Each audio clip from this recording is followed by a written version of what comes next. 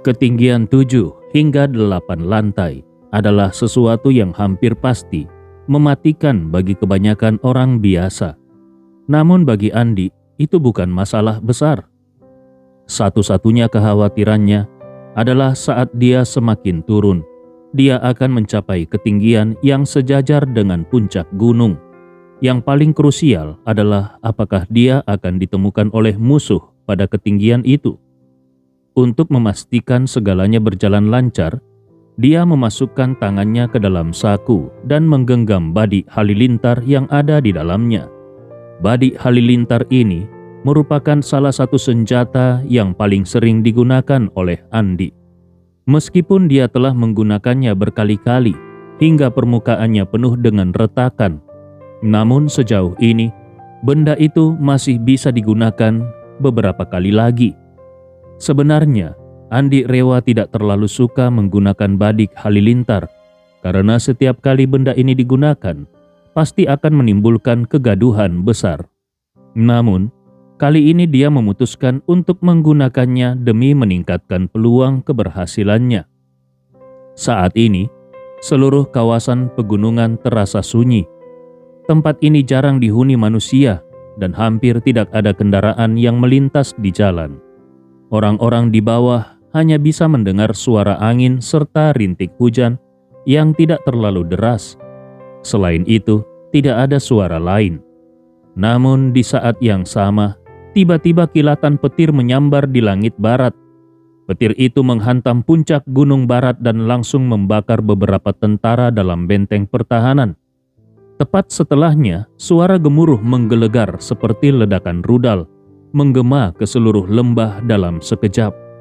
Di dalam pesawat, Hans Triadi terkejut oleh suara tersebut dan langsung berseru, "Astaga, bagaimana mungkin ada badai petir di tengah Timur Tengah saat musim dingin?"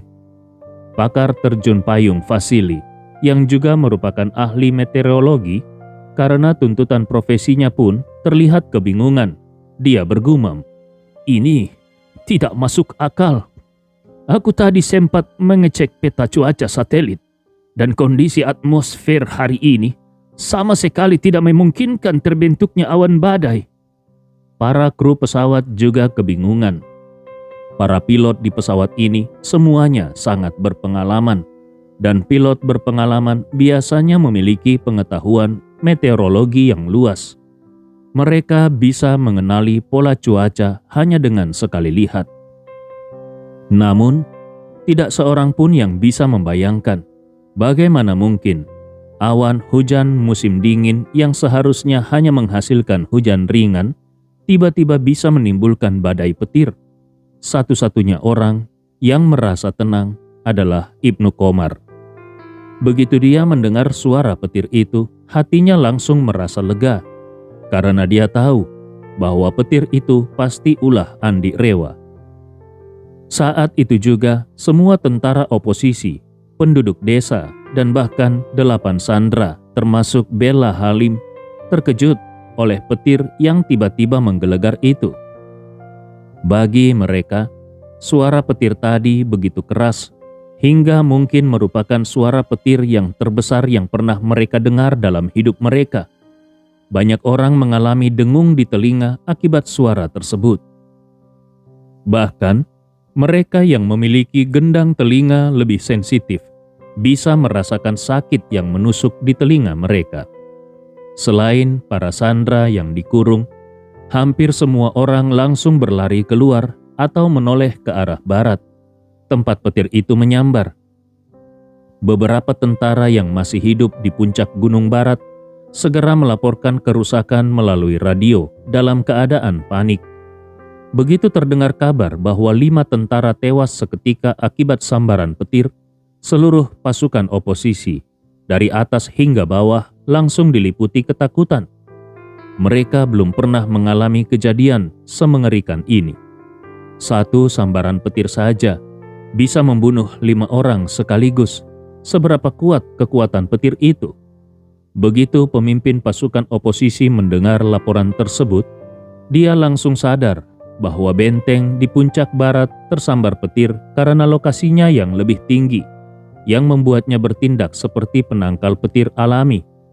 Oleh karena itu, dia segera memerintahkan seluruh tentara di benteng puncak timur untuk masuk ke dalam bunker demi menghindari kemungkinan tersambar petir lagi. Perintah ini justru semakin menguntungkan Andi.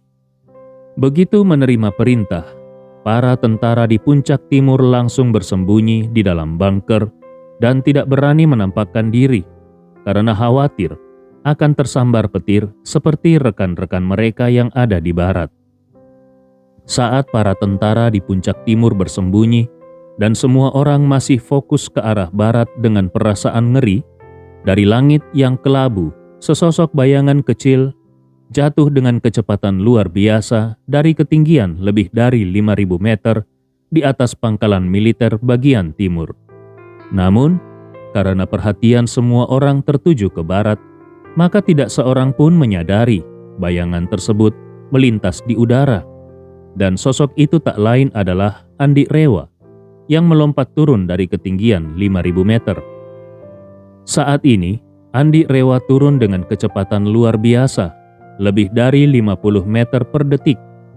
Di dalam pesawat, Vasili menatap data yang dikirimkan ke layar komputer dengan wajah pucat. Dia berkata dengan suara gemetar, "Tuan Andi, turun terlalu cepat.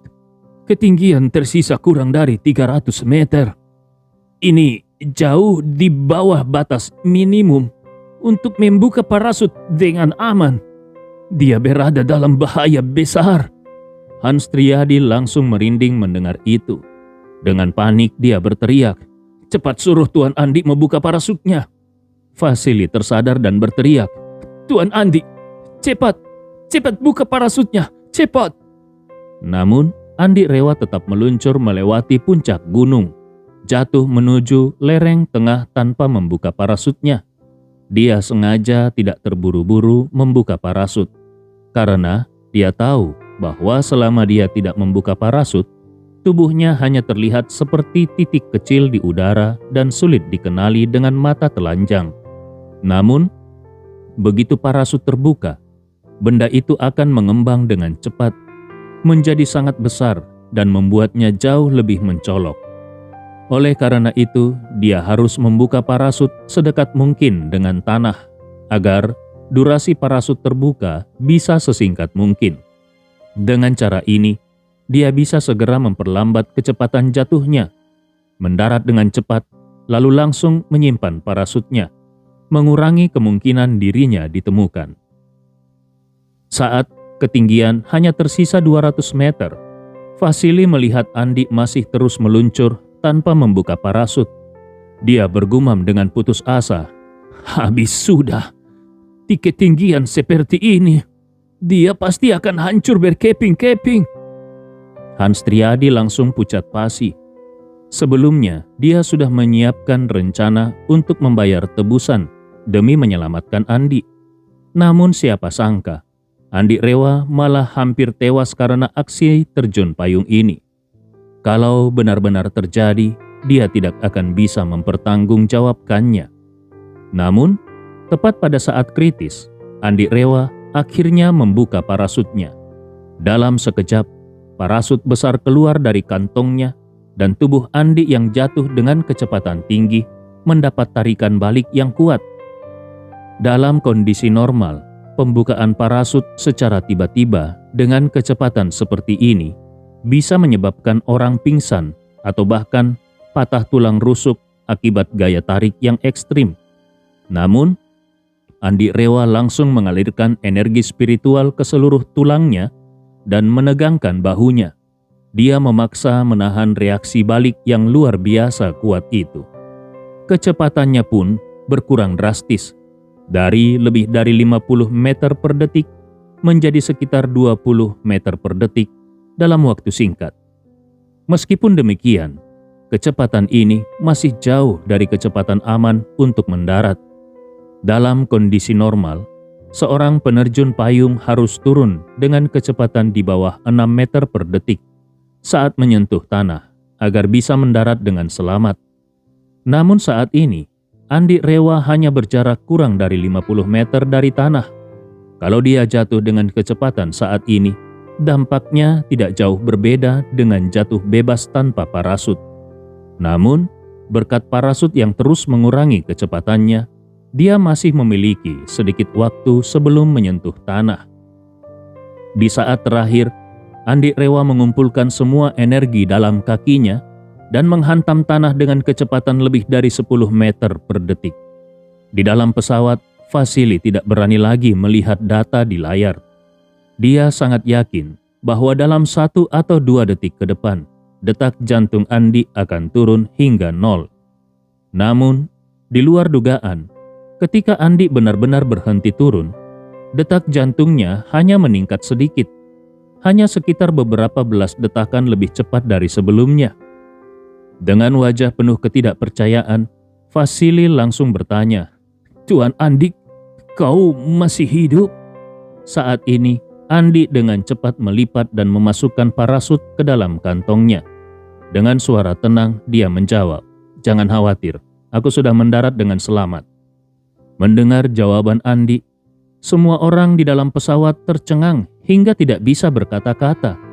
Vasili merasa seluruh pemahamannya tentang dunia telah benar-benar runtuh. Dengan wajah penuh ketidakpercayaan dia bergumam, "Bagaimana mungkin ini terjadi?" Sementara Hans Triadi meski akhirnya dia bisa bernapas lega, tetap saja dia tidak bisa menyembunyikan keterkejutannya.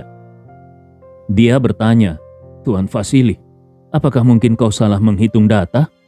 Vasili menjawab dengan yakin, "Tidak mungkin. Aku sudah melakukan terjun payung selama bertahun-tahun dan belum pernah sekalipun aku melakukan kesalahan dalam perhitungan data." Hans Triadi mengerutkan alisnya. "Kalau begitu, aku benar-benar tidak bisa memahaminya." Saat ini, Ibnu Komar yang sejak tadi diam akhirnya buka suara. Tidak perlu mencari tahu, kemampuan sejati Tuan Andi jauh lebih kuat dari yang kalian bayangkan. Kita sebaiknya segera kembali dan bersiap untuk bertemu dengannya di titik pertemuan. Mendengar itu, pesawat kargo berbelok di udara dan mulai terbang kembali menuju Beirut, ibu kota Lebanon. Sementara itu, Andi Rewa dengan cepat dan diam-diam menyembunyikan keberadaannya. Dalam waktu singkat, dia turun dari lereng gunung ke kaki bukit tanpa membuat sedikit pun suara. Karena awan hujan semakin tebal, kondisi cahaya pun menjadi semakin buruk. Meskipun saat ini masih sore, penglihatan di sekitarnya hampir setara dengan saat matahari terbenam. Kondisi ini memperbesar keuntungan Andi.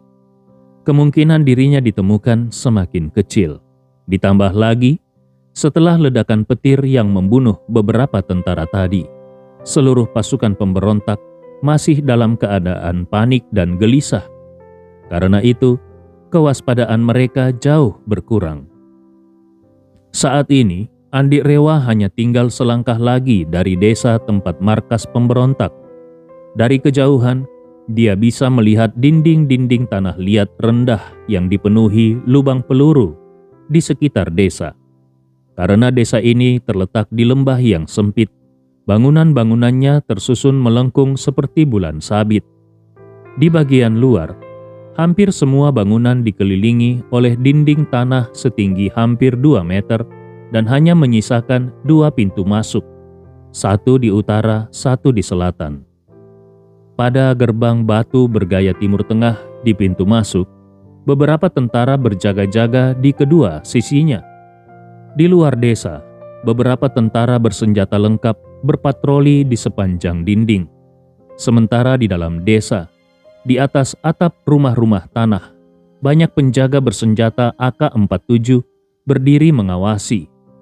Namun, dari gerak-gerik mereka, Andi Rewa bisa melihat kalau pengawasan mereka cukup longgar. Sebagian besar dari mereka hanya berjalan mondar-mandir dengan santai, sekedar menjalankan tugas tanpa benar-benar waspada. Sebenarnya, meskipun pasukan pemberontak ini tidak memiliki kemampuan bertarung individu yang hebat dan senjata mereka tidak canggih, mereka memiliki pengalaman tempur yang sangat kaya. Namun, justru karena terlalu berpengalaman dalam pertempuran, akhirnya mereka sering melakukan kesalahan berdasarkan pengalaman. Dalam berbagai pertempuran yang mereka alami, baik pengepungan, pertempuran jarak dekat, maupun pertempuran habis-habisan, mereka belum pernah menghadapi infiltrasi oleh satu orang saja. Karena satu orang tidak bisa melakukan banyak hal, maka semua operasi tempur selalu dilakukan dalam kelompok. Setidaknya 7 atau 8 orang dengan 2 atau 3 truk pickup yang dipasangi senapan mesin berat. Tidak pernah ada orang waras yang mencoba menyusup sendirian ke sarang musuh. Karena mereka tidak pernah mengalami serangan seperti ini, mereka pun tidak pernah menganggap infiltrasi satu orang sebagai ancaman dalam strategi pertahanan mereka. Andi Rewa mengamati celah patroli, lalu bergerak secepat kilat menuju dinding luar desa. Dia memilih titik yang paling lemah, yaitu area yang tidak terjangkau oleh pengawasan dari 2 sisi atap, dan menjadikannya titik masuk terbaik. Dengan gerakan secepat kilat dan ringan seperti burung walet, Andi Rewa melompat tinggi melewati dinding tanah, lalu mendarat dengan mulus di sisi dalam tanpa menimbulkan suara sekecil apapun. Saat ini, Andi Rewa berada di sebuah halaman kecil dengan 3 rumah tanah yang tampak sangat usang. Dengan indera spiritualnya, dia memeriksa lingkungan sekitar dan menemukan bahwa tidak ada tanda-tanda kehidupan di dalam 3 rumah tersebut. Setelah memastikan tempat ini aman, dia mulai bergerak perlahan menuju alun-alun pusat desa. Ketika tadi dia masih di udara saat terjun payung, dia melihat 4 helikopter pemberontak diparkir di alun-alun. Dari sini, dia bisa menyimpulkan kalau tempat itu memiliki pengamanan paling ketat. Kalau mereka menyimpan sesuatu yang berharga, maka lokasi tersebut pasti dianggap paling aman. Karena helikopter bernilai tinggi diparkir di sana, Andi Rewa menduga 8 orang sandera termasuk Bella kemungkinan besar ditahan di sekitar alun-alun pusat. Andi Rewa dengan cepat meninggalkan halaman kosong tersebut dan bersiap untuk melewati halaman lain. Namun, tiba-tiba dia mendengar suara langkah kaki dari kejauhan. Tanpa ragu, dia melangkah mundur dengan cepat dan kembali bersembunyi di balik dinding halaman kosong. Beberapa saat kemudian, 2 tentara pemberontak berpakaian kamuflase gurun dengan senjata di tangan berjalan berdampingan sambil mengobrol. Namun yang membuat Andi Rewa terkejut, mereka tidak berbicara dalam bahasa Arab, melainkan bahasa Inggris. Andi Rewa tidak mengetahui bahwa bahasa Inggris juga merupakan bahasa umum di Suriah. Meskipun tingkat pendidikan dan rata-rata kecerdasan penduduknya rendah, namun karena negara ini sering diduduki oleh negara-negara barat, maka bahasa Inggris menjadi bahasa kedua bagi banyak orang. Salah satu tentara berkata kepada rekannya, "Tadi dari radio komunikasi, mereka bilang ada 5 orang tewas tersambar petir di Gunung Barat, sementara 3 lainnya terluka. 2 dari yang terluka dalam kondisi kritis. Mereka meminta komandan mengirim helikopter untuk mengevakuasi mereka, tapi dia menolak." Tentara satunya mengangkat bahu dan berkata dengan nada pasrah, "Komandan tidak mungkin menyetujuinya. Persediaan bahan bakar aftur kita sudah sangat terbatas. Bahkan untuk 4 helikopter itu, jumlah yang tersisa hanya cukup untuk beberapa kali lepas landas dan mendarat. Kita harus menyimpan sisa bahan bakar untuk keadaan darurat. Tidak mungkin menyia-nyiakannya dalam hal ini hanya demi 2 orang yang terluka." Setelah itu dia menambahkan dengan nada cemas, "Diesel kita juga hampir habis. Untung saja tentara pemerintah belum melancarkan serangan besar. Kalau mereka menyerang sekarang, tank dan helikopter kita paling-paling hanya bisa bertahan 1 hari." Tentara pertama menghela napas. Ironis sekali. Seluruh dunia tahu Timur Tengah kaya akan minyak, tapi kita malah kekurangan bahan bakar seperti ini. Tentara kedua tertawa sinis dan menjawab, masalahnya bukan produksi minyak, tapi kemampuan kita dalam mengolahnya. Komandan ingin menggunakan uang tebusan dari Amerika untuk membeli peralatan penyulingan minyak. Dengan begitu, kita bisa memiliki pasokan bahan bakar sendiri. Tentara pertama mengerutkan dahi dan berkata, tapi aku tidak yakin Amerika akan membayar. Dari 8 sandera itu, sepertinya tidak ada yang berasal dari keluarga kaya. Kalau kita tidak mendapatkan sepeser pun, itu bisa menjadi masalah besar. Tentara kedua tertawa dengan nada menghina. Apa yang perlu dikhawatirkan? Kalau mereka tidak membayar, kita tinggal membunuh mereka semua. Setelah itu, dia menurunkan suaranya dan berkata dengan nada kejam, komandan sudah memutuskan, kalau Amerika tidak mengirim uang hari ini, kita akan mengeksekusi ke-8 sandera itu. Saat eksekusi, kita akan merekamnya dan menyebarkan video tersebut ke media global agar Amerika malu di hadapan dunia.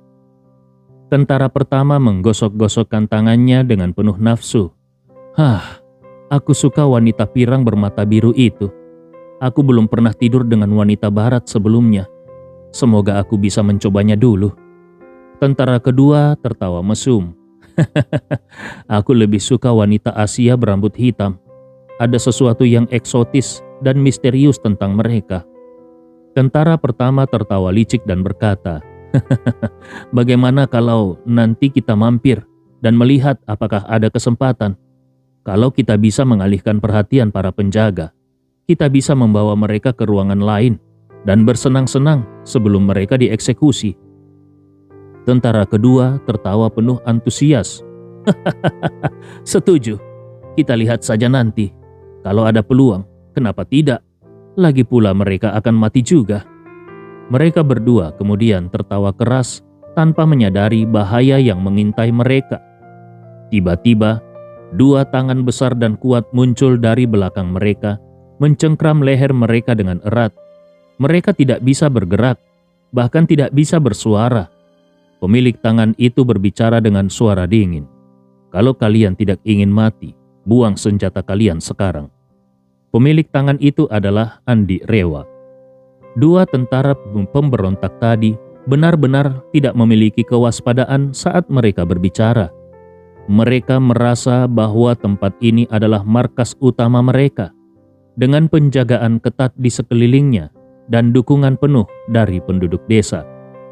Dalam alam bawah sadar mereka, selama tidak ada pertempuran di luar, maka di dalam pasti aman. Namun, tepat di dalam zona aman itu, tiba-tiba muncul seorang pria misterius. Sekejap saja, rasa aman mereka runtuh total. Mereka tidak bertanggung jawab atas keamanan, jadi senjata mereka belum dalam kondisi siap tembak. Untuk menembak, mereka harus mengokang senjata dan membuka pengaman. Yang paling cepat memakan waktu beberapa detik. Tetapi cengkraman di leher mereka begitu kuat, seolah-olah bukan tangan manusia, melainkan penjepit hidrolik, hingga membuat mereka tidak bisa bergerak sama sekali. Dalam sekejap, mereka yakin bahwa kalau pemilik tangan ini sedikit saja merasa tidak senang, leher mereka pasti akan langsung patah. Karena tidak berani melawan, mereka segera melepaskan senjata dan mengangkat tangan.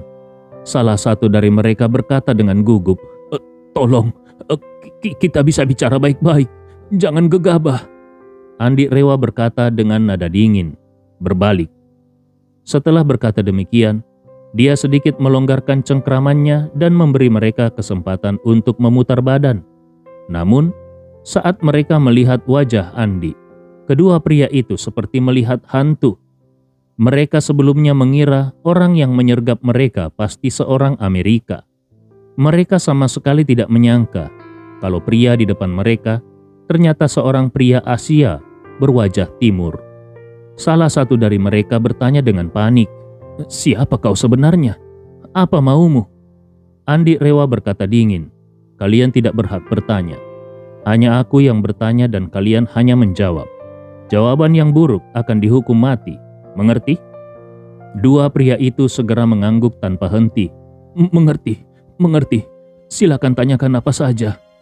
Andi Rewa bertanya, di mana kalian menyekap 8 orang Amerika itu? Salah satu dari mereka buru-buru menjawab, mereka dikurung di ruang bawah tanah milik keluarga Ansalah. Yang satunya menambahkan, rumah keluarga Ansalah ada di pusat desa dekat alun-alun. Andi Rewa bertanya lagi, bagaimana kondisi mereka? Apakah mereka masih hidup? Tentara itu mengangguk cepat. Mereka masih hidup semuanya, tapi sebentar lagi salah satu dari mereka akan dieksekusi. Kedutaan Amerika Serikat belum mengirim uang, jadi komandan kami memutuskan untuk mengeksekusi satu orang terlebih dahulu untuk menekan mereka. Andi Rewa melanjutkan, berapa banyak penjaga di ruang bawah tanah itu? Ada berapa pintu masuk? Tentara itu menjawab, hanya ada satu pintu masuk, 4 orang menjaga di dalam, dan sekitar belasan orang berjaga di luar. Para penjaga ini tinggal di rumah keluarga Ansalah. Andi Rewa menatap mereka dengan tajam dan berkata, kalau aku ingin masuk, bagaimana caranya? Tentara itu ragu sejenak sebelum berkata, sejujurnya, wajahmu akan langsung dikenali sebagai orang luar. Aku tidak punya cara untuk membawamu masuk. Andi Rewa menunjuk prajurit di sebelahnya dan bertanya, kalau aku memakai pakaiannya, apakah kau bisa membawaku masuk? Tentara itu tergagap. Kalau kau memakai pakaiannya dan menutupi wajah dengan masker, kau mungkin bisa masuk ke halaman. Tapi begitu kau turun ke ruang bawah tanah, para penjaga pasti akan menanyaimu. Komandan kami sudah memberi perintah ketat untuk mengawasi 8 orang itu. Jadi kalaupun kau berhasil masuk, cepat atau lambat kau akan ketahuan. Kemudian dia buru-buru menambahkan, selain itu, kalau kau menyerang mereka, penjaga di luar pasti akan mendengar sesuatu. Ruang bawah tanah hanya memiliki satu tangga sempit sebagai akses keluar. Kalau mereka melempar granat ke dalam, tidak ada satupun dari kita yang bisa keluar hidup-hidup. Andi Rewa tersenyum dingin. Itu bukan urusanmu. Tugasmu hanya membawaku masuk. Tentara itu mengangguk canggung, lalu berkata dengan gugup, baik, aku bisa membawamu masuk. Tapi, aku harus mengingatkanmu, kalau kau melakukan kesalahan sedikit saja, maka aku, kau, dan 8 orang itu semua bisa mati di dalam. Andi Rewa tersenyum tipis. Kalau kau tidak bekerja sama, justru kau yang pasti akan mati di sini. Tentara itu langsung panik dan buru-buru berkata, Aku akan bekerja sama sepenuhnya. Andi Rewa mengangguk puas. Bagus. Kemudian dia menoleh ke prajurit lainnya dan memberi perintah tegas. Lepaskan pakaianmu. Prajurit itu berkata dengan panik, kau mencengkramku seperti ini, bagaimana aku bisa melepasnya? Andi Rewa tertawa kecil. Baiklah, akan kulepaskan. Setelah itu dia benar-benar melepaskan cengkramannya. Prajurit itu merasa lega dan berpura-pura melepas seragamnya. Namun, pada saat yang sama, dia mengamati Andi Rewa dengan ekor matanya dan berpikir keras. Dia menyadari satu hal, Andi Rewa tidak membawa senjata sama sekali. Tangan Andi kosong dan tidak ada pistol atau pisau yang terlihat di pinggangnya. Di dalam pikirannya, prajurit itu segera menyusun strategi. Jika aku benar-benar memberikan pakaianku kepadanya, dia mungkin akan membunuhku di tempat agar aku tidak mengungkapkan penyamarannya. Tapi kalau aku mencoba melarikan diri sekarang, dia mungkin tidak akan bisa mengejarku. Apalagi dia sedang memegang sandera lain, itu akan membuatnya kesulitan mengejarku. Dia juga tidak punya senjata, jadi tidak mungkin dia bisa menyerangku dari jauh. Bahkan kalaupun dia punya senjata, menembakku dari jarak ini masih berisiko meleset. Kalau aku tertembak, belum tentu aku langsung mati. Dan kalau dia menembak, semua orang di sekitar akan segera sadar dan mengejarnya. Dia sendiri akan terjebak. Dari sudut manapun aku melihatnya, melarikan diri lebih masuk akal. Begitu dia mengambil keputusan, dia langsung bergerak. Dia berpura-pura melepas seragamnya, lalu dengan cepat melemparkannya ke wajah Andi dan berbalik untuk melarikan diri. Namun, saat dia berusaha melangkah, tubuhnya tidak bergerak sama sekali, seakan kakinya melekat ke tanah. Dia mencoba mengangkat kakinya, tetapi tidak bisa. Rasa panik melandanya. Dia menatap Andi dengan mata membelalak. Wajahnya penuh ketakutan dan keputusasaan. Andi Rewa tersenyum kecil dan berkata santai, "Maaf, aku baru saja menggunakan energi spiritual untuk memblokir pusat sarafmu. Sekarang kau tidak bisa menggerakkan tubuhmu dari leher ke bawah." Mata prajurit itu membelalak semakin besar. Prajurit lainnya yang masih dalam genggaman Andi juga terpengaruh ketakutan. Mereka tidak tahu apa itu energi spiritual. Tetapi fakta bahwa Andi Rewa bisa melumpuhkan seseorang hanya dengan kekuatan misterius sudah cukup untuk menghancurkan akal sehat mereka. Andi Rewa menatap wajah ketakutan prajurit yang lumpuh itu, lalu tersenyum dingin dan berkata, "Temanku, sebenarnya aku berniat membiarkanmu hidup, tapi kau terlalu bodoh dan memilih mengkhianati kepercayaanku. Jadi jangan salahkan aku kalau aku tidak menunjukkan belas kasihan." Orang itu segera memohon dengan suara gemetar setelah mendengar kata-kata Andi. Teman, aku benar-benar tidak sengaja. Aku tadi hanya hilaf. Kumohon beri aku satu kesempatan lagi." Andi Rewa menggelengkan kepalanya dan berkata, "Maaf, kesempatan hanya ada satu kali. Kalau kau masih memiliki kehidupan berikutnya, ingatlah untuk tidak mengkhianati orang yang menganggapmu sebagai teman." Prajurit itu langsung pucat ketakutan. Dalam upaya terakhirnya untuk bertahan hidup, dia membuka mulutnya lebar-lebar dan berteriak minta tolong. Saat ini, dia menganggap berteriak sebagai satu-satunya kesempatan terakhir. Kalau dia bisa menarik perhatian orang lain, maka mungkin dia masih memiliki peluang untuk selamat. Kalaupun dirinya tidak bisa bertahan, setidaknya dia bisa menimbulkan masalah bagi pemuda misterius ini. Begitu keberadaan Andi Rewa terungkap, kemungkinan besar Andi juga tidak akan bisa pergi dari sini dengan selamat. Oleh karena itu, dia segera berteriak. Namun tepat saat dia hendak berteriak, dia justru merasa suaranya seolah terbatasi oleh kekuatan misterius. Akibatnya, suara yang keluar sangat pelan dan nyaris tidak terdengar. Dia menatap Andi dengan ketakutan luar biasa. Tubuhnya gemetar, dan dengan suara bergetar dia bertanya, Kau ini manusia? Atau..." Andi Rewa tersenyum ringan dan berkata, "Pertanyaan itu tidak lagi penting bagimu, karena sebentar lagi kau akan menjadi roh gentayangan." Setelah mengatakan itu, Andi Rewa tiba-tiba mengoreksi ucapannya. "Maaf, aku salah bicara. Aku tidak akan membiarkanmu menjadi roh gentayangan. Lebih baik aku menjadikanmu mayat hidup saja." Setelah bicara, Andi Rewa mengulurkan satu jarinya dan menekan ringan di dahi prajurit itu. Dalam sekejap, prajurit itu kehilangan semua kesadarannya dan langsung terjatuh ke tanah. Matanya membelalak lebar seakan mati dalam keadaan tidak rela. Saat Andi Rewa menyentuhkan jarinya tadi, seberkas energi spiritual langsung menghancurkan otak prajurit itu dan menyebabkan kematian otaknya dalam hitungan detik. Sementara itu, tentara lain yang masih dicekik oleh Andi hampir pingsan karena ketakutan. Seumur hidupnya, dia belum pernah melihat seseorang sehebat Andi.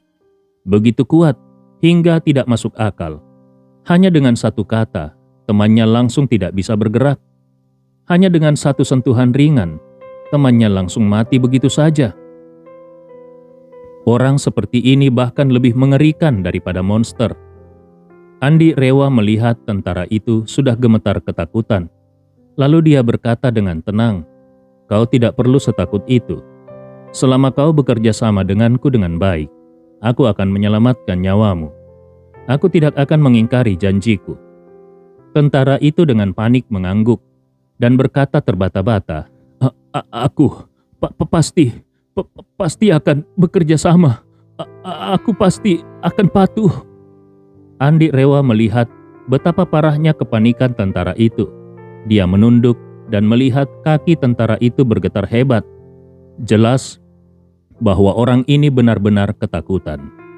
Hal ini membuat Andi Rewa sedikit pusing.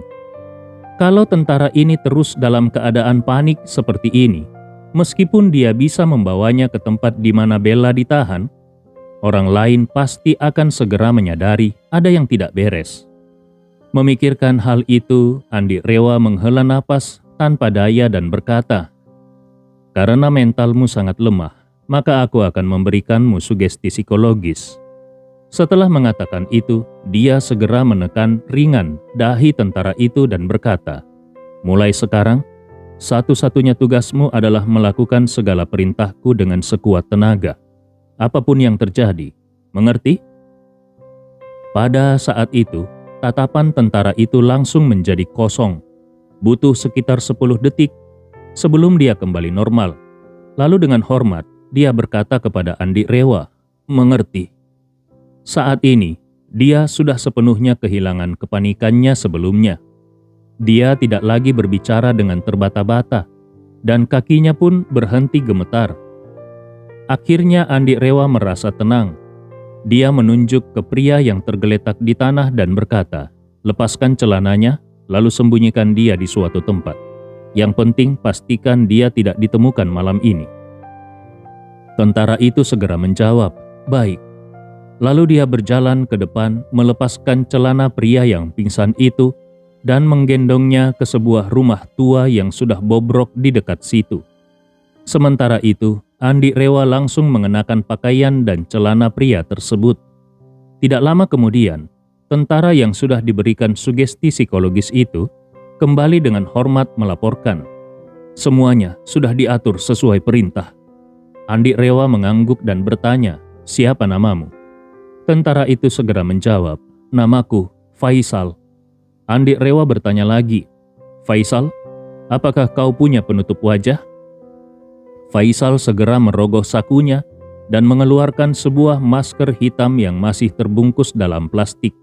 Dia berkata, "Ini baru dibagikan 2 hari lalu dan belum pernah dipakai." Andi Rewa mengangguk dan membukanya. Itu adalah jenis penutup kepala yang menutupi seluruh kepala, hanya menyisakan celah kecil di bagian mata. Dia bertanya, "Kalau aku memakai ini, apakah akan terlihat mencurigakan?"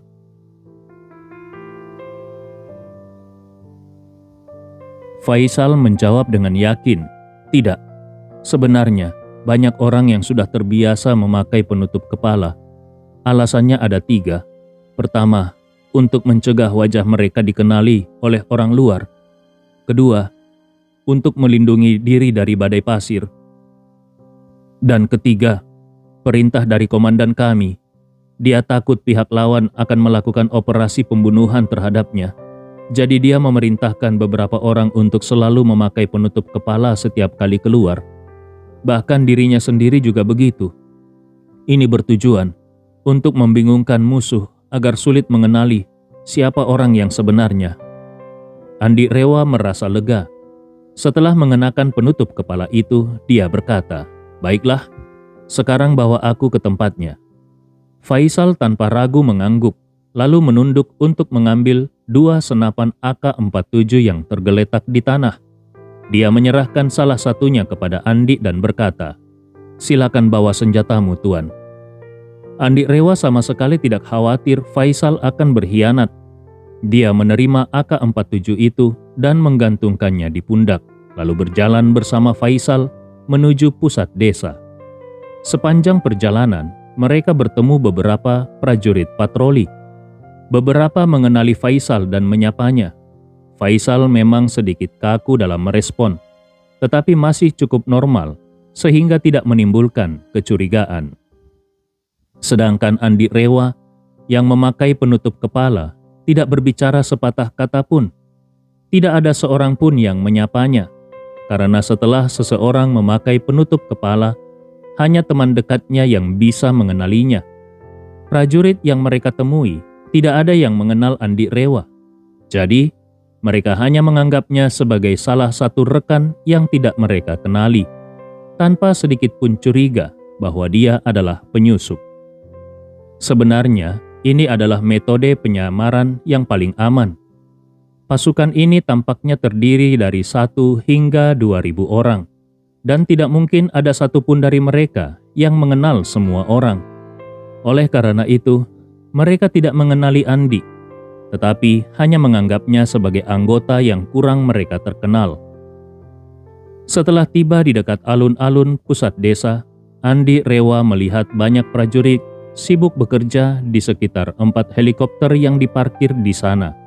Dengan suara pelan, dia bertanya kepada Faisal, apa yang mereka lakukan? Faisal segera menjawab, mereka adalah kru helikopter, sebagian besar adalah teknisi. Hari ini cuacanya mendung dan jarak pandang rendah, jadi pengamatan visual kami terbatas. Sebentar lagi, kami akan mengirim helikopter untuk berpatroli secara bergiliran, guna memastikan bahwa pasukan pemerintah tidak mendekati kami diam-diam. Andi Rewa mengangguk. Dia kemudian teringat sesuatu dan bertanya, apakah kau bisa menerbangkan helikopter? Faisal menggelengkan kepalanya dan berkata, tidak bisa. Aku dari pasukan lapis baja, hanya bisa mengendarai tank dan kendaraan tempur infanteri. Andi Rewa kembali mengangguk. Untuk saat ini, dia masih belum memiliki rencana pasti tentang bagaimana melarikan diri setelah menyelamatkan Bella. Kalau hanya menyelamatkan Bella, itu akan lebih mudah. Bahkan kalaupun dia harus menggendong Bella dan berjalan puluhan kilometer, melewati pegunungan untuk bertemu dengan Ibnu Komar dan yang lainnya, itu bukan masalah besar. Namun, kalau dia harus menyelamatkan Bella beserta 7 rekannya yang lain, maka situasinya akan menjadi jauh lebih sulit. Memikirkan itu, Andi Rewa mengesampingkan masalah ini untuk sementara. Dia berpikir, sekarang bukan waktunya memikirkan itu. Yang penting, dan yang paling penting, adalah menemui mereka terlebih dahulu. Andi Rewa dan Faisal berjalan melewati alun-alun pusat. Suara gemuruh generator diesel semakin keras hingga nyaris memekakkan telinga. Dengan suara bising mesin diesel yang begitu besar, percakapan biasa pun menjadi sulit dilakukan. Sebagian besar suara lain pun tertutupi, dan ini merupakan keuntungan bagi Andi. Kalau nanti terjadi sesuatu selama proses penyelamatan, bahkan kalaupun ada orang yang berteriak, suara mereka akan sulit terdengar dari luar. Andi Rewa lalu bertanya kepada Faisal yang ada di sampingnya, berapa lama biasanya generator diesel ini beroperasi?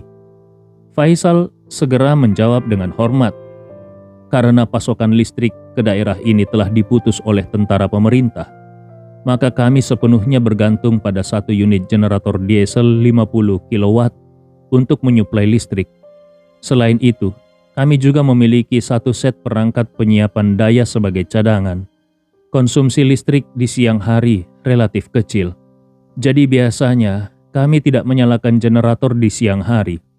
Kami hanya menggunakan daya dari perangkat penyimpanan untuk memastikan peralatan penting tetap berfungsi. Baru setelah hari mulai gelap, generator akan dinyalakan untuk memasok listrik ke lampu dan peralatan lainnya, serta mengisi ulang perangkat penyimpanan daya. Hari ini, kami menyalakannya lebih awal karena cuaca mendung dan pencahayaan sangat buruk. Andi Rewa penasaran dan bertanya, kalian menyalakan lampu terang benderang di malam hari.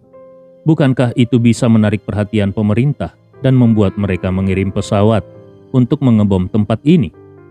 Faisal menjelaskan, di Suriah, baik tentara pemerintah, kelompok oposisi, maupun milisi Kurdi, 90% perang terjadi di darat. Angkatan udara pemerintah hampir hancur. Pesawat tempur mereka yang tersisa hanya sedikit, dan sebagian besar digunakan untuk menjaga Damaskus serta provinsi Daraa di selatan. Mereka tidak berani mengerahkan pesawat untuk bertempur. Selain itu, tempat ini juga dihuni banyak warga sipil. Kalau mereka mengirim pesawat untuk menyerang tanpa pandang bulu, itu hanya akan memicu kemarahan rakyat, yang justru akan menguntungkan kelompok oposisi seperti kami. Andi Rewa mengangguk ringan. Dalam pemahamannya, perang modern selalu mengikuti pola seperti perang Teluk.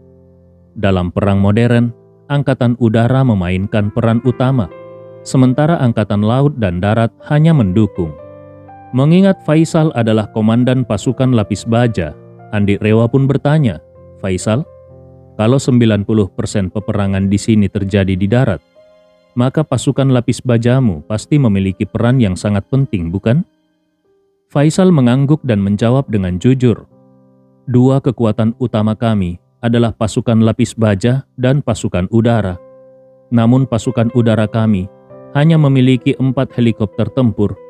Jadi, kekuatan utama tetap berada di tangan pasukan lapis bajaku." Andi Rewa bertanya lebih lanjut, "Kalau begitu, sebagai komandan pasukan lapis baja, kedudukanmu di kelompok ini pasti cukup tinggi." Faisal buru-buru menjawab, "Sebenarnya, saat perang berlangsung, pasukan lapis baja dikendalikan langsung oleh komandan kami. Aku diangkat sebagai komandan karena pengetahuanku tentang tank lebih luas.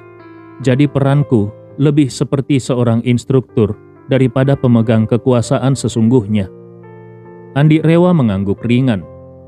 Wajar saja kalau pasukan lapis baja yang merupakan kekuatan tempur utama dikendalikan langsung oleh komandan tertinggi.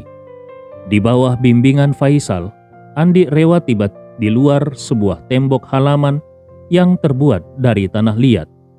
Di dalam halaman itu, terdengar suara riuh manusia. Para prajurit berkomunikasi dengan cara berteriak satu sama lain. Andi Rewa menyadari kalau mereka berbicara dalam berbagai bahasa. Ada yang menggunakan bahasa Inggris, ada yang berbicara dalam bahasa Prancis, dan ada juga yang menggunakan bahasa yang sama sekali tidak dimengertinya. Andi Rewa pun bertanya kepada Faisal, "Bukankah kalian memiliki bahasa yang sama?" Faisal menggelengkan kepalanya dan menjawab, "Secara teori, bahasa resmi kami adalah bahasa Arab. Tapi karena pasukan oposisi kami terdiri dari berbagai macam orang, maka banyak di antara kami yang tidak bisa berbicara bahasa Arab. Sebagian dari mereka sejak kecil tinggal di negara lain. Ada juga yang berasal dari bekas wilayah koloni. Sejak kecil, mereka berbicara dalam bahasa Inggris atau Perancis. Jadi, komunikasi di antara kami tidak selalu lancar." Andi Rewa mengangguk. Situasi bahasa yang beragam seperti ini mengingatkannya pada India, di mana sebagian besar penduduknya bahkan tidak bisa berbahasa bahasa Hindi. Setiap negara bagian di India memiliki bahasa resminya sendiri, dan karena pengaruh kolonialisme Inggris, bahasa Inggris juga menjadi salah satu bahasa resmi di sana. Namun, bagi Andi, kondisi linguistik yang kacau seperti ini justru menguntungkannya. Semakin beragam bahasa yang digunakan, semakin mudah baginya untuk menyamar tanpa dicurigai. Maka dia pun berpesan kepada Faisal, "Setelah kita masuk, bertindaklah dengan cermat, jangan sampai menimbulkan kecurigaan." Faisal segera mengangguk dengan serius, "Jangan khawatir, aku akan berusaha sebaik mungkin." Andi Rewa mengangguk pelan, lalu menunjuk ke arah pintu halaman. "Baik, ayo kita masuk." Faisal melangkah maju dan mendorong pintu halaman terbuka. Di dalam halaman tersebut, sekitar belasan prajurit bersenjata AK-47 sedang berkumpul mengelilingi api unggun. Mereka memanggang daging sambil menghangatkan diri. Di atas api, 2 kaki kambing sedang dipanggang dengan tusukan kayu, mengeluarkan aroma gurih yang menggoda. Begitu Andi mengikuti Faisal masuk, seorang prajurit mengenali Faisal dan langsung menyapanya dengan ramah. "Kapten Faisal, mau ikut makan daging panggang? Ibu Ansala juga sedang membuat roti pita, sebentar lagi matang." Faisal mengibaskan tangannya. "Aku tidak makan, aku hanya datang untuk memeriksa kondisi para sandera." Mendengar itu, prajurit tadi tertawa kecil dan menggoda. "Hahaha, Kapten Faisal, kau tertarik pada wanita-wanita itu ya? Tapi biar kuperingatkan, komandan sudah memberi perintah bahwa tidak ada yang boleh macam-macam dengan mereka tanpa izinnya." Ekspresi Faisal langsung menjadi serius. "Jangan bicara sembarangan. Aku hanya ingin melihat kondisi mereka dan melapor kepada komandan. Cepat, buka pintu ruang bawah tanah." Prajurit itu segera mengangguk dan memanggil seorang rekan untuk membantunya. Mereka lalu membungkuk dan mengangkat sebuah papan kayu tebal dari tanah, mengungkapkan sebuah tangga tanah liat yang menurun ke bawah tanah. Sambil menyorotkan cahaya senter ke dalam, prajurit itu berkata dengan hormat, "Kapten Faisal, silakan masuk." Faisal melirik Andi dan melihatnya mengangguk pelan sebagai isyarat. Setelah itu Faisal berkata, "Baiklah, kau berjalan di depan dan tunjukkan jalannya." Andi Rewa dan Faisal mengikuti pria itu masuk ke dalam ruang bawah tanah. Baru setelah melangkah lebih jauh, mereka menyadari bahwa tempat ini ternyata digali cukup dalam. Hanya tangganya saja sudah mencapai 5 hingga 6 meter ke bawah, kira-kira setinggi 2 lantai bangunan. Karena musim dingin di Suriah bertepatan dengan musim hujan, tingkat kelembaban di dalam ruangan ini sangat tinggi. Udara terasa dingin dan lembab, sementara bau tanah yang basah menyebar di seluruh area tangga. Saat mereka berjalan menuruni tangga, pria yang memimpin jalan itu berbicara dengan nada menjilat. "Kapten Faisal, bolehkah aku meminta bantuanmu untuk sesuatu?" Faisal menjawab dengan nada dingin. "Apa itu?" Pria itu segera berkata, "Kapten Faisal, aku ingin mengajukan permohonan untuk bergabung dengan pasukan lapis bajamu. Aku bisa mengoperasikan senapan mesin berat." Faisal menyeringai dan mengejek.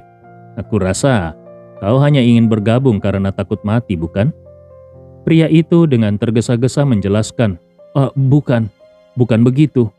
Aku hanya ingin mendapatkan lebih banyak pengalaman tempur di pasukan lapis baja." Faisal tertawa kecil dan berkata, "Baiklah, aku akan mempertimbangkannya. Aku akan memberitahumu nanti." Mendengar ini, pria itu sangat bersemangat dan segera berkata, "Terima kasih, Kapten Faisal." Tak lama kemudian, mereka akhirnya mencapai dasar ruang bawah tanah. Di ujung bawah tanah terdapat sebuah pintu besi besar dengan sebuah jendela kecil di atasnya, yang memungkinkan cahaya dari dalam untuk menerangi sedikit area luar. Pria yang memimpin jalan itu mengetuk pintu besi beberapa kali dan berseru, "Buka pintunya, Kapten Faisal datang." Segera, suara gesekan besi terdengar dari dalam. Seketika kunci pintu dilepas. Seorang pria berambut keriting muncul dari balik pintu, melirik Faisal, lalu tersenyum dan melambaikan tangannya. "Kapten Faisal, apa yang membawamu ke sini?" Faisal menjawab dengan nada dingin, "Komandan memintaku untuk datang, memeriksa kondisi para sandera, dan berbicara dengan mereka."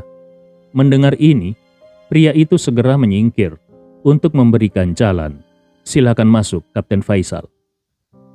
Faisal kemudian berpaling kepada pria yang memimpin jalan tadi dan berkata, "Kau bisa kembali sekarang. Aku akan mengingat permintaanmu.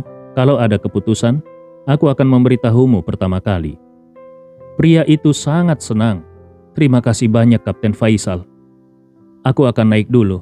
Nanti, aku akan menyisakan sedikit daging kambing panggang untukmu." Setelah pria itu pergi, Faisal melambai kepada Andi, memberi isyarat agar Andi mengikutinya masuk ke dalam ruang bawah tanah.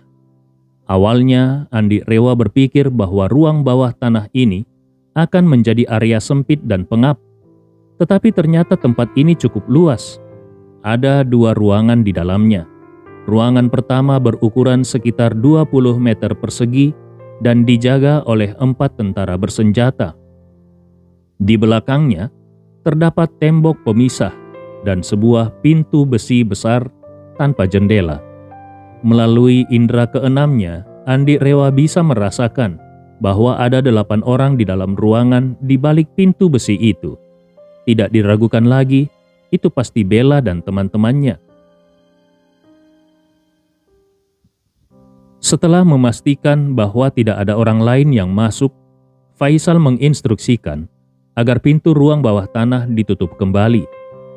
Setelah itu dia menatap Andi dan menuju kepadanya menunggu instruksi selanjutnya. Keempat penjaga di dalam tampaknya tidak terlalu waspada. Mereka hanya berdiri dengan santai, senjata di tangan, tetapi tidak dalam posisi siaga. Salah satu dari mereka bahkan mengenakan earphone, tampaknya sedang mendengarkan musik. Pada saat itu, pria yang sebelumnya membuka pintu mendekati Faisal dan berbicara dengan suara rendah. "Kapten Faisal, kapan tepatnya komandan akan mengeksekusi mereka? Jujur saja, menurutku lebih baik kita membunuh orang-orang Amerika ini segera. Mereka tidak ada gunanya sama sekali, tetapi kita harus menjaga mereka di sini.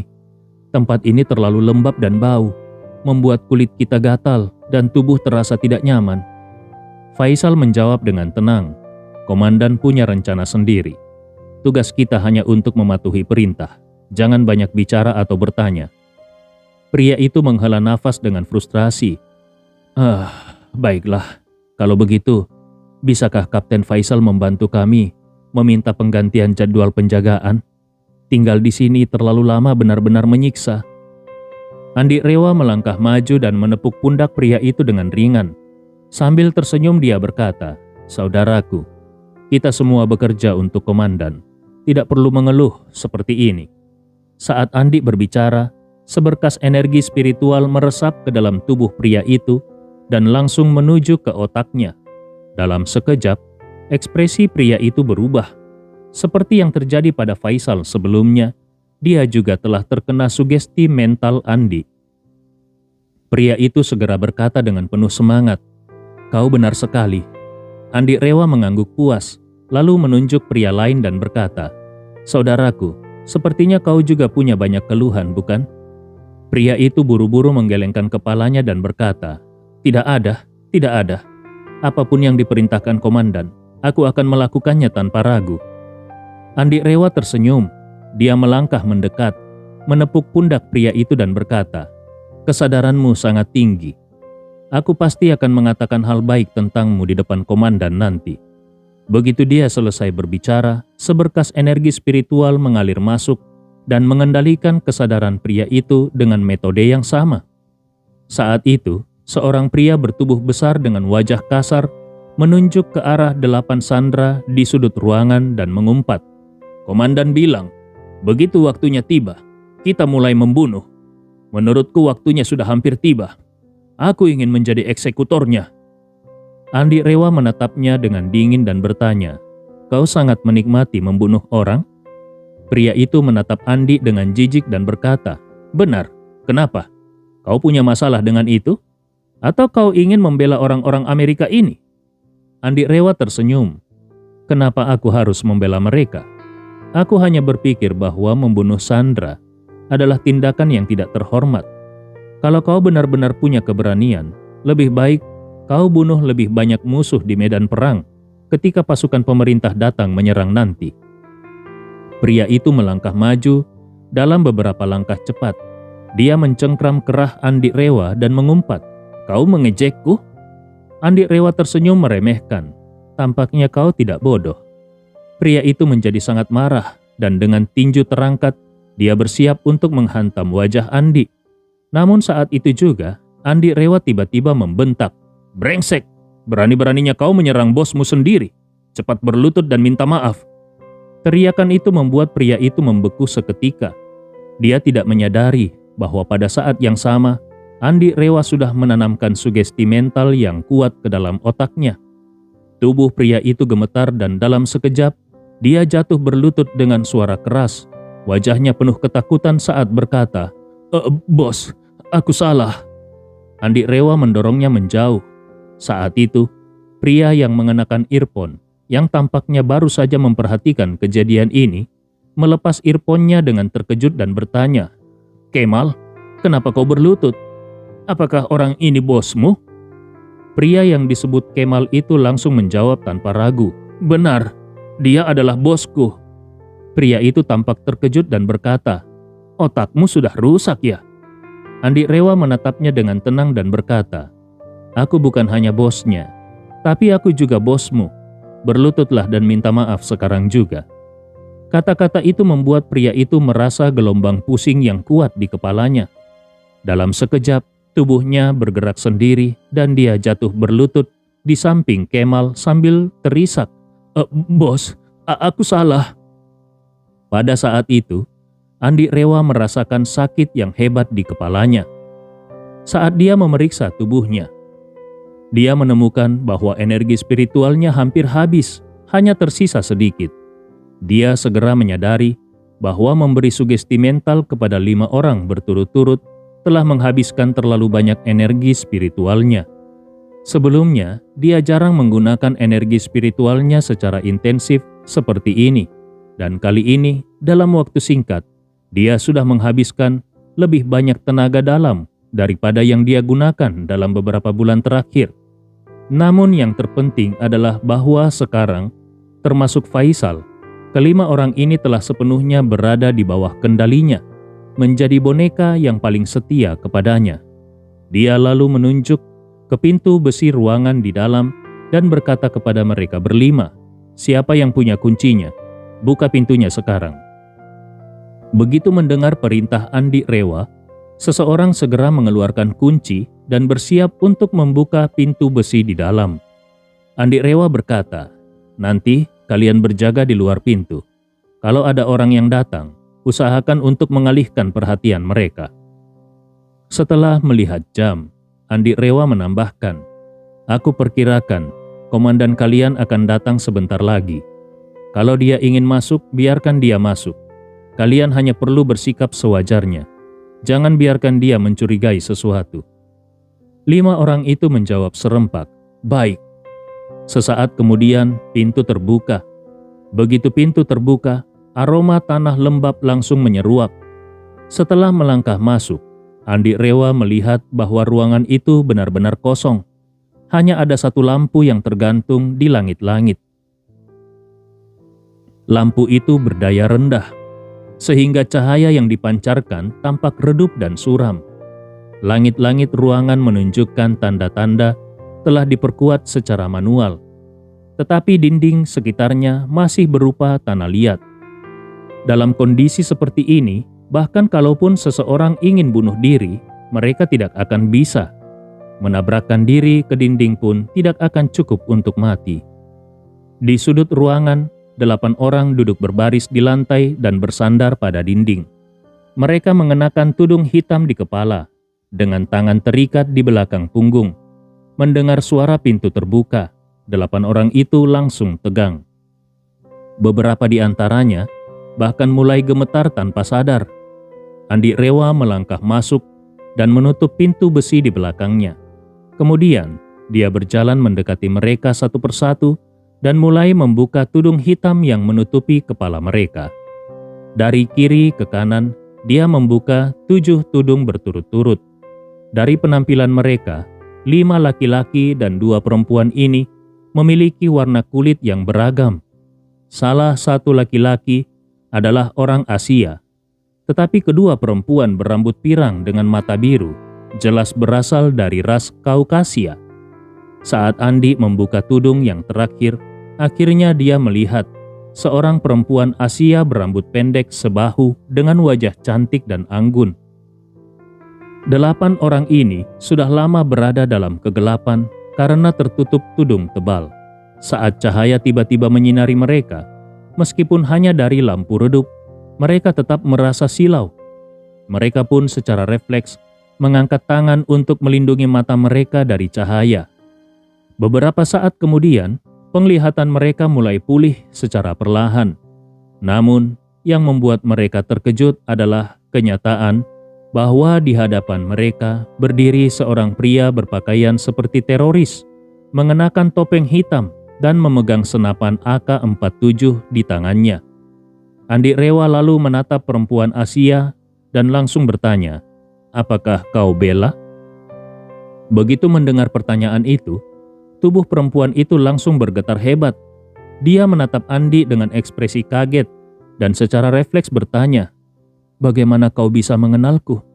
Apakah kau orang Indonesia?" Andi Rewa melepas topengnya dan dengan tenang berkata, "Aku diutus oleh ayahmu untuk membawamu pulang."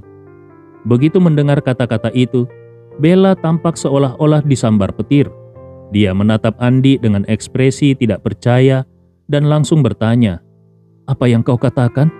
Ayahku mengutusmu untuk membawaku pulang. Bagaimana dia tahu aku ada di sini? Dan bagaimana kau bisa berada di sini? Apakah kau bagian dari pasukan pemberontak?" Andi Rewa tersenyum tipis. "Nona Bella, pertanyaanmu terlalu banyak. Tapi yang bisa aku pastikan adalah aku bukan bagian dari pasukan pemberontak. Aku menerima permintaan dari ayahmu beberapa jam yang lalu. Jadi aku buru-buru datang dari Indonesia." Seorang pria Asia yang juga menjadi sandera itu langsung terkejut dan berseru, "Itu tidak mungkin. Dari saat kami ditangkap sampai sekarang, baru berlalu setengah hari. Tidak mungkin kau bisa datang dari Indonesia dalam waktu sesingkat itu." Andi Rewa tersenyum. "Hanya karena menurutmu sesuatu tidak mungkin, bukan berarti itu benar-benar mustahil." Setelah itu dia menoleh ke Bella dan berkata dengan tenang, "Waktu kita terbatas. Aku akan menyiapkan pakaian pasukan pemberontak untukmu. Pakailah dan ikuti aku." Bella buru-buru bertanya, "Lalu bagaimana dengan teman-temanku?" Andi Rewa mengangkat bahu. "Untuk saat ini, aku belum menemukan cara yang lebih baik untuk membawa kalian semua keluar sekaligus. Jadi kau ikut aku dulu. Aku akan membawamu ke tempat yang aman. Kalau memungkinkan, aku mungkin akan kembali untuk menyelamatkan mereka." Saat itu, seorang pria berambut pirang mendengus dan berbicara, "Aku pikir kau ini hanya penipu yang bicara omong kosong. Ada lebih dari 1.000 pasukan pemberontak di luar. Apa yang bisa kau lakukan untuk menyelamatkan kami?" Andi Rewa mengangguk santai. "Kau benar. Aku memang tidak bisa menyelamatkanmu. Jadi lebih baik kau tetap diam di sini saja." Pria berambut pirang itu mendengus marah dan berkata, "Aku tidak butuh kau menyelamatkanku. Ada begitu banyak penjaga di luar. Kalau kita keluar bersama-sama, kita pasti akan dihujani peluru. Aku lebih baik tetap di sini dan menunggu negaraku menyelamatkanku.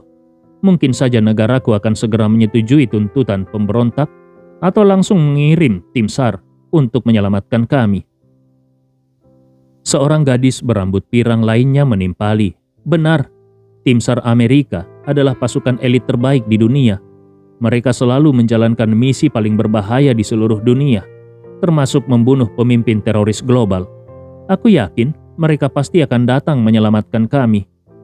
Andi Rewa tertawa dan bertanya, "Dari mana kau begitu yakin bahwa Amerika akan mengirim tim SAR untuk menyelamatkan kalian? Siapa yang memberimu keyakinan seperti itu?" Seorang pria berkulit gelap dengan cepat menjawab, "Amerika selalu tegas dan tidak akan membiarkan warga negaranya disakiti oleh kekuatan asing. Selain itu, jangan lupa bahwa Amerika memiliki banyak pangkalan militer di seluruh dunia. Di Timur Tengah saja ada beberapa. Di Turki yang berbatasan dengan Suriah di utara, kami memiliki beberapa pangkalan militer. Di selatan Suriah, di Arab Saudi, kami juga memiliki pangkalan militer. Jadi, negaraku mungkin akan mengirim tim SAR dari kedua negara ini untuk menyelamatkan kami." Mendengar ini, Andi Rewa tidak bisa menahan diri untuk memuji. Luar biasa, benar-benar luar biasa. Namun, setelah itu dia tiba-tiba mengubah nada bicaranya dan berkata, "Tapi, aku benar-benar tidak mengerti. Bagaimana mungkin orang secerdas kalian bisa sebodoh ini?" Pria itu langsung berteriak, "Apa yang kau katakan?" Andi Rewa mencibir, "Kalian mengatakan bahwa ada pangkalan militer Amerika di negara-negara tetangga. Tapi kenapa aku yang datang lebih dulu dari Indonesia? Kenapa aku yang jauh-jauh dari Indonesia bisa tiba di sini lebih dahulu, lebih awal, sedangkan pasukan tim SAR yang lebih dekat belum juga muncul?